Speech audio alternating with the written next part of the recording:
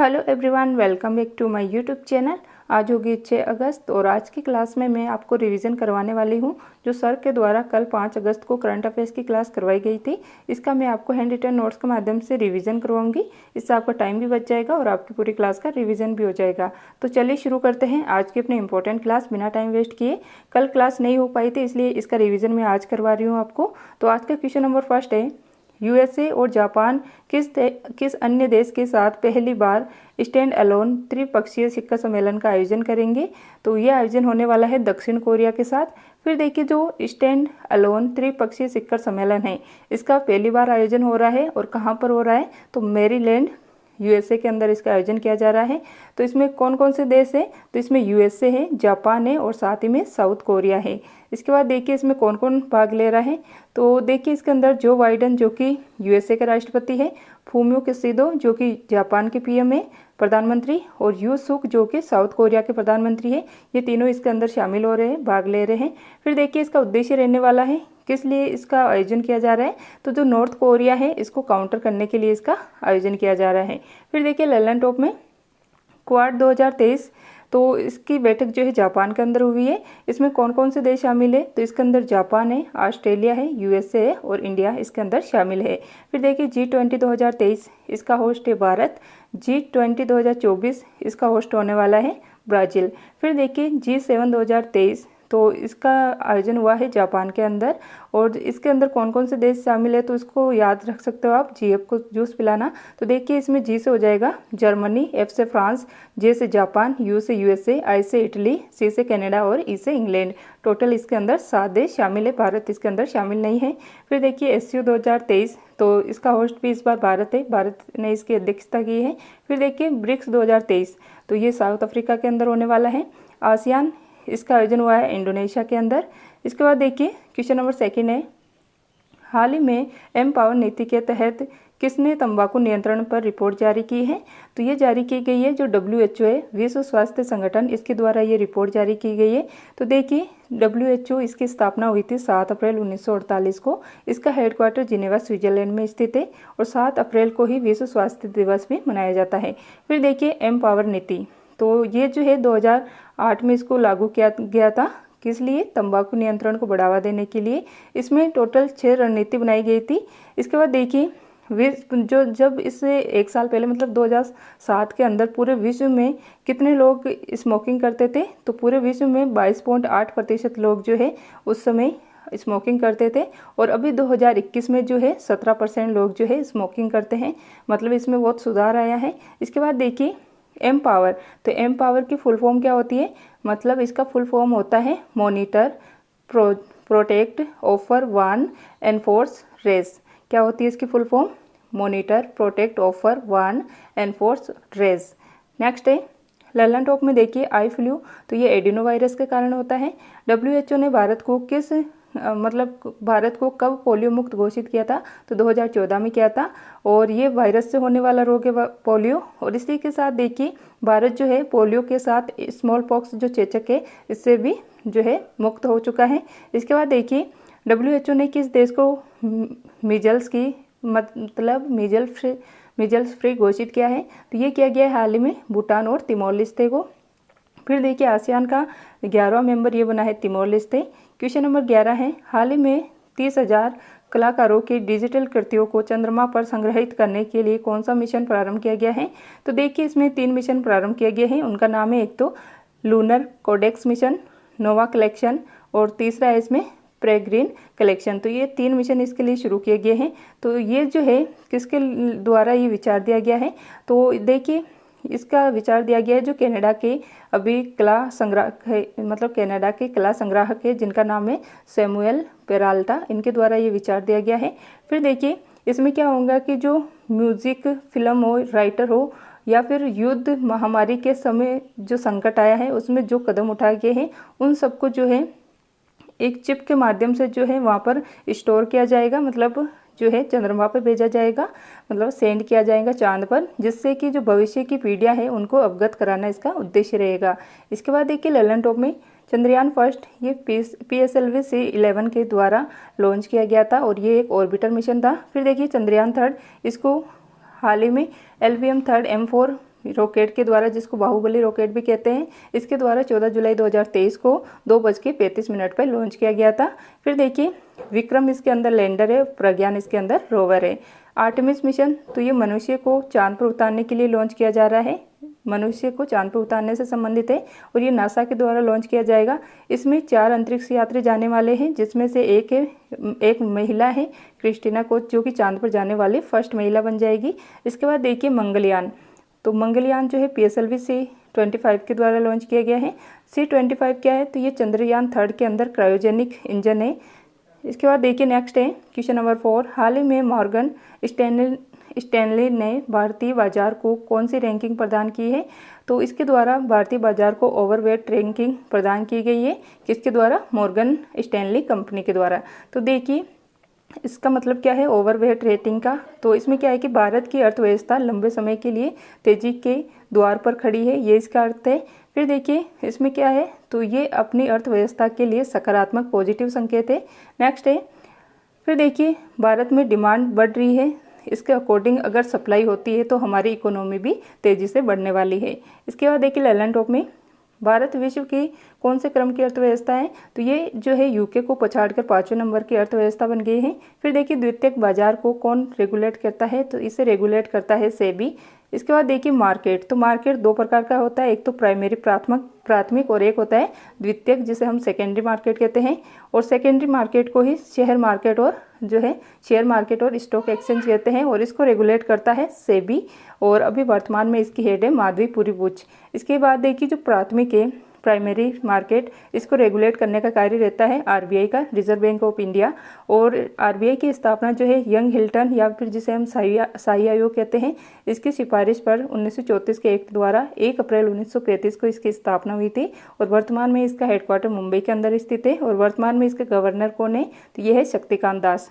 इसके बाद देखिए नेक्स्ट है क्वेश्चन नंबर 5, हाल ही में 13वां महारत्न दर्जा प्राप्त करने वाला केंद्रीय सार्वजनिक क्षेत्र उद्यम कौन सा बन गया है, तो ये बन गया है ऑयल इंडिया लिमिटेड। फिर देखिए ये किसके द्वारा दर्जा दिया जाता है महारत्न कंपनियों का, तो ये दिया जाता है जो वित्त मंत्रालय होता है, इसके द्वारा ये दर्जा प्रदान किया जाता है। तो वित्त मंत्रालय द्वारा देखिए 2 प्रकार की कंपनियां होती है, एक तो होती है महारत्न कंपनी और एक होती है नवरत्न कंपनी। तो देखिए भारत में अभी महारत्न कंपनी 13 हो गई है। और 12वीं कौन सी थी इससे पहले, तो ये थी REC रूरल इलेक्ट्रिफिकेशन कॉरपोरेशन। और अभी 13वीं बन गई है ऑयल इंडिया लिमिटेड। और इसी के साथ देखिए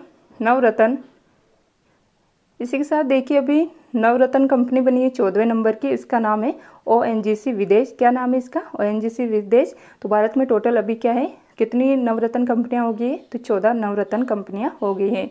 फिर देखिए नोट लगा के लिखिएगा कि जो ONGC है ये एक महारत्न कंपनी है, जबकि जो ONGC विदेश है मतलब विदेशों में ऑयल का काम करने वाली ये नवरत्न कंपनी है। तो दोनों में डिफरेंस है, आप इसे कन्फर्म कर लेना। इसके बाद देखिए नोट लगा के लिखिएगा कि जो महारत्न कंपनी है इसका दर्जा किन्हें दिया जाता है, तो जिस कंपनी का लगातार 3 वर्षों तक शुद्ध लाभ 5,000 करोड़ रुपए से अधिक होगा, उससे ही भारत में जो है महारत्न कंपनी का दर्जा दिया जाता है। इसके बाद देखिए लैलन टॉप में भारत की नवीनतम विश्व धरोहर ये बनी है 40वें नंबर की धोलावीरा, जो कि गुजरात में स्थित है। इसके बाद देखिए और ये क्या है, हड़प्पा सभ्यता का एक स्थान है। और इससे पहले जो 39वें नंबर की बनी है वो बनी है रामप्पा मंदिर, जो कि तेलंगाना का मंदिर है।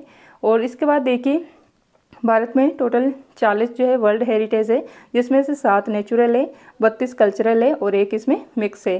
नेक्स्ट है वर्ल्ड की फर्स्ट लिविंग हेरिटेज, ये है विश्व भारती विश्वविद्यालय, जिसकी स्थापना गुरु रविंद्रनाथ टैगोर के द्वारा की गई थी 1921 में। भारत में वर्तमान में रामसर साइट 75 है। भारत में सर्वाधिक GI टैग ये तमिलनाडु के पास है।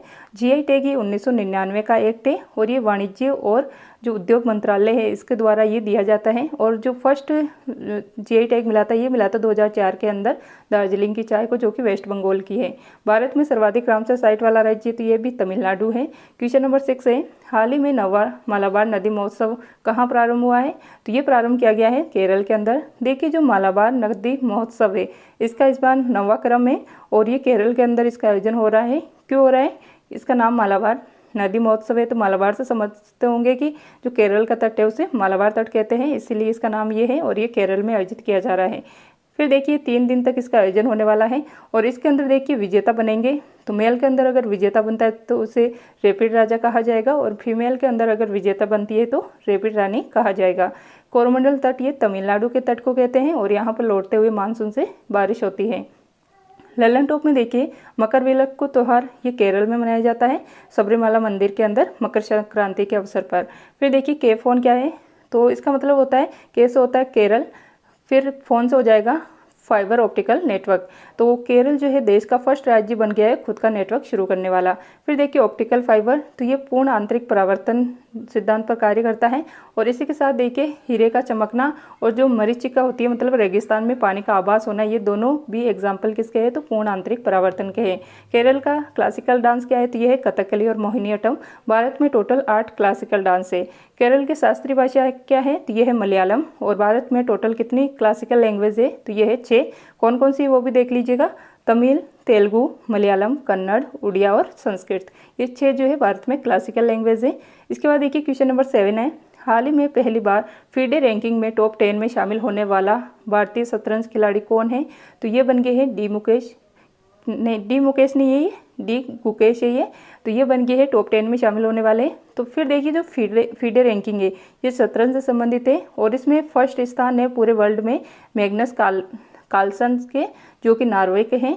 और फिर देखिए 9th नंबर पर है भारत के डी गुकेश। और इससे पहले जो इन्होंने भारत के किस खिलाड़ी को पीछे छोड़ा है शतरंज के, तो ये छोड़ा है जो ग्रैंड मास्टर थे विश्वनाथ आनंद, इनको इन्होंने पीछे छोड़ दिया गया है, इनके द्वारा 1 रैंक। फिर देखिए टॉप 10 में भारत के 2 ग्रैंड मास्टर शामिल है इसमें, एक तो है डी गुकेश और एक है विश्वनाथ आनंद। तो 2 भारतीय इसमें शामिल हो चुके हैं फीडे रैंकिंग में। इसके बाद देखिए लल्लन टॉप में 23वें ग्रैंड मास्टर हाल ही में आदित्य सामंत बने हैं और ये महाराष्ट्र के रहने वाले हैं और इससे पहले 82वें नंबर के थे वो पल्ला परिणीत।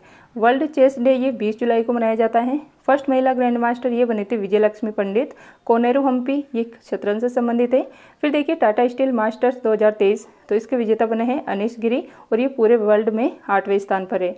फिर देखिए क्वेश्चन नंबर 8 है, हाल ही में राष्ट्रीय बाल अधिकार संरक्षण आयोग ने बाल देखभाल संस्थानों के निरीक्षण के लिए कौन सा पोर्टल लॉन्च किया है, तो इस पोर्टल का नाम है मासी पोर्टल।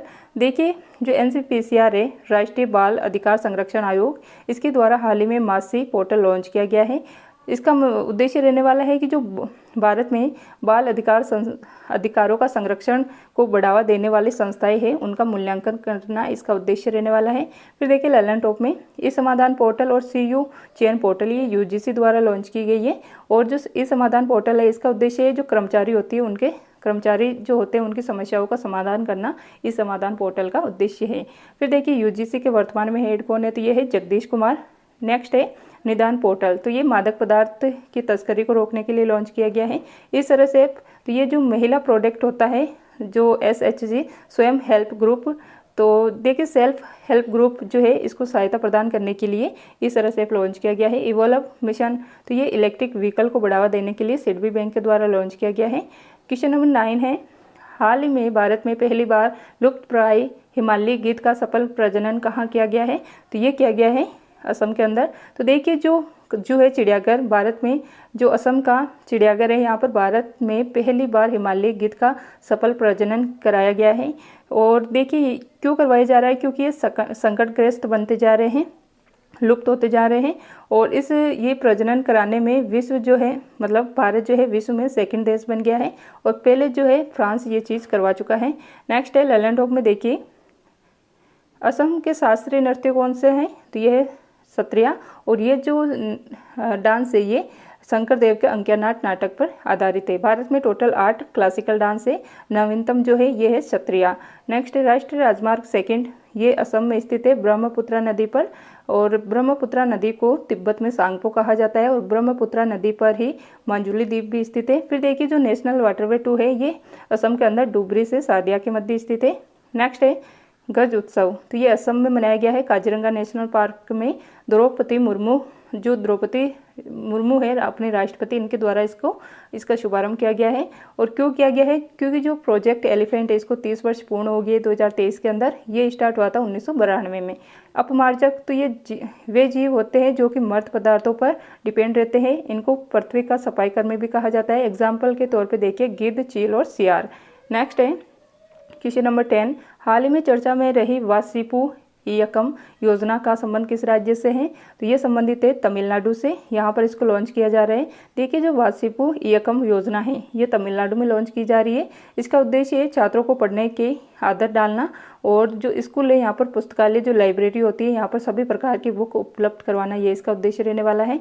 और ये रहने वाला है क्लास 4 से 9th के लिए। नेक्स्ट है ललन टॉप में, देखिए हर घर गंगा जल, ये बिहार का है, बिहार के अंदर शुरू किया गया है। अम्मा और बहन योजना ये सिक्किम की है। एक पंचायत एक खेल मैदान ये केरल में है। एक परिवार एक पहचान ये उत्तर प्रदेश में शुरू की गई है।